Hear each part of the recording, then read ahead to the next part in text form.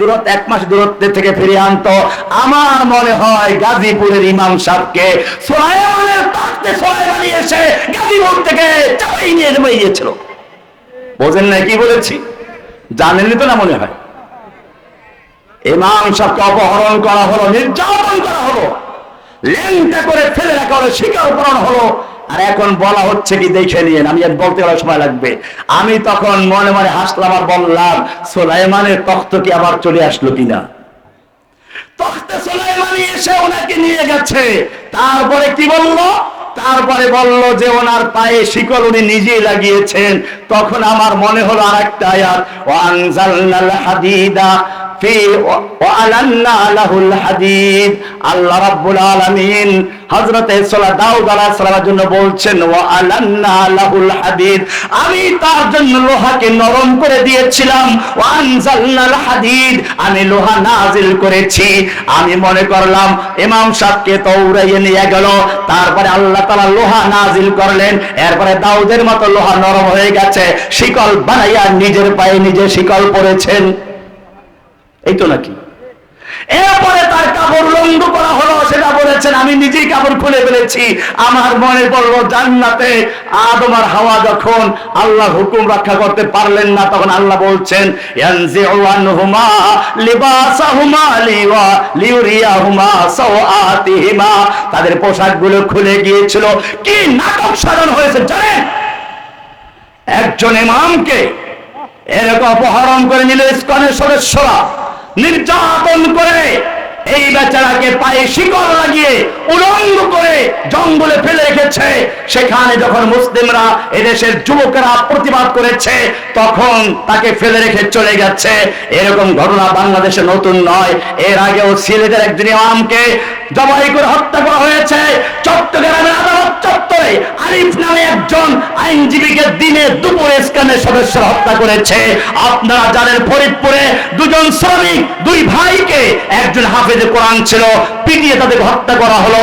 এমনি ভাবে বুয়েটের, আপনারা জানেন বুয়েটের এক ছাত্র নামধারী কলঙ্ক একটা হিন্দু মুসলিম নারীদের সঙ্গে প্রেমের ফাঁদ পেতে দর্শন করত।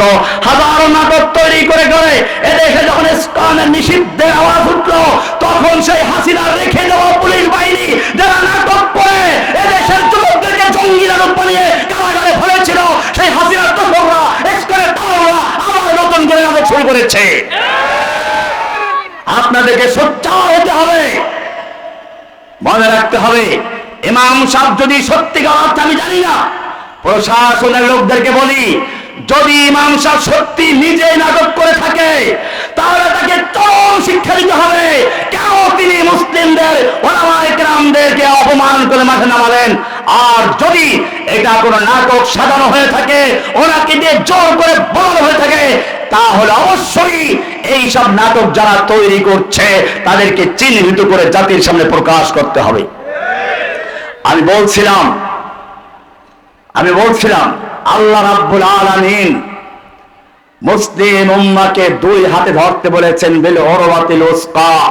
এই দুই হাতে যদি ধরা হয়, সেই ঈমান কোন হিন্দুদের খপ্পরে পড়তে পারে না, সেই ঈমান কোন খ্রিস্টানদের চক্রান্তের শিকার হতে পারে না, সেই ঈমান জোর জুলুম অত্যাচার নির্যাতনের সামনে দাঁড়িয়েও আহাদ আহাদ সাক্ষী দিতে থাকে। ইব্রাহিম আলাইহিস সালাতু ওয়াস সালাম বুঝে শুনে ঈমান গ্রহণ করেছিলেন। আগুনে নিক্ষেপ করা হচ্ছে, তখন ফেরেশতারা পর্যন্ত আল্লাহকে বলছে, রব্বুল আলামিন আপনার ইব্রাহিমকে আগুনে নিক্ষেপ করা হচ্ছে। আল্লাহ বলেন তাকে আগুনে নিক্ষেপ করা হোক, দেখতে কি করে। শেষ পর্যন্ত যখন ইব্রাহিমকে আগুনে নিক্ষেপ করা হলো, আল্লাহ বলেন এইবারে পাস করেছো, কুল্লা ইয়া নারু কুনি বারদাও ওয়া সালামান আলা ইব্রাহিম। ও ফেরেশতারা, তোমরা তো জানো না আমার নিয়ম হলো আমি বান্দাকে সুযোগ দেই, দেখতে থাকি, পরীক্ষা করি কোন পর্যন্ত সে চেষ্টা করে।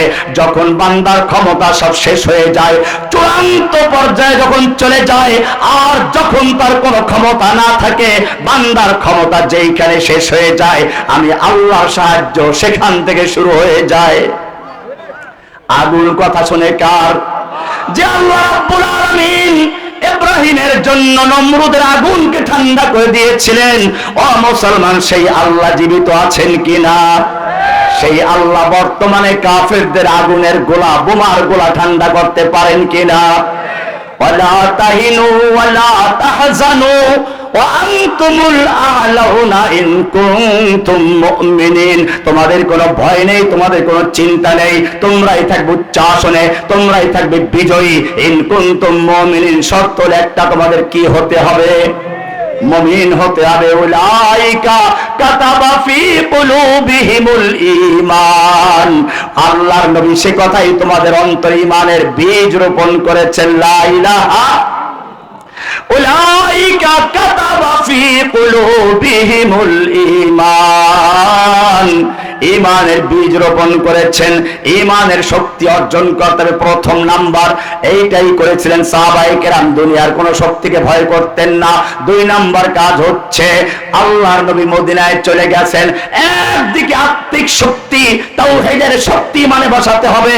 তাওহীদ কি আমানত सीनों में है हमारा, आसान नहीं मिटाना नामो निशा हमारा। একদিকে দিয়েছেন কিতাব আর কোরআন, আর একদিকে দিয়েছেন হাদিদ, লোহা। লোহা দিয়েছেন কোরআন, বলছে ওয়া আইদ্দু লাহুম মাস্তাতাতুম মিন কুওয়া। তোমরা শত্রুদের মোকাবেলা করার জন্য, দুশমনদের মোকাবেলা করার জন্য শক্তি অর্জন করো। রব্বুল আলামিন আমাদের দুশমন কারা, শত্রু কারা তা কি তুমি বলবে? আল্লাহ রব্বুল আলামিন বলছেন তোমাদের শত্রু দুইটা জাতি। কয় জাতি? কে চিহ্নিত করেছেন? এখন না, আগে ১৫০০ বছর আগে আমরা পেয়েছি কোরআনে। আল্লাহ লৌহে মাহফুজে লিখে রেখেছেন আদম সৃষ্টির ৫০,০০০ বছর আগে। কোরআন বলছে লাতাজিদান্না আশাদ্দান নাসি আদাওয়াতাল লিল্লাযীনা আমানুল ইয়াহুদা ওয়াল্লাযীনা আশরাকু। লাতাজিদান্না আশাদ্দান নাসি আদাওয়াতান, মুমিনদের সবচেয়ে বড় দুশমন, সবচেয়ে চরম দুশমন, সবচেয়ে ভয়ঙ্কর দুশমন, সবচেয়ে কঠিন দুশমন হচ্ছে দুইটা জাতি। কয়টা জাতি? কয়টা জাতি? কে বলেছেন? কে বলেছেন? আল্লাহ বলছেন লাতাজিদান্না আশাদ্দান নাসি আদাওয়াতাল লিল্লাযীনা আমানু আল ইয়াহুদা ওয়াল্লাযীনা আশরাকু। একটা হচ্ছে ইহুদি, একটা কি? ইহুদি কোথায় আছে? কোথায় আছে? ইসরায়েলে। দ্বিতীয় নাম্বার আল্লাযীনা আশরাকু, দ্বিতীয় হচ্ছে আশরাকু, মুশরিক, মূর্তি পূজক মুশরিক। কোথায় আছে? আল্লাহ যেটা বলেছেন সব মিলে যাচ্ছে কিনা? এইবারে একটা হাদিস শুনুনের পক্ষে আল্লাহর রাসূল সাল্লাল্লাহু আলাইহি ওয়াসাল্লাম বলেছেন, এই দুই শত্রু তোমাদের চিহ্নিত করে দিয়েছেন আল্লাহ। এই দুই শত্রুর বিরুদ্ধে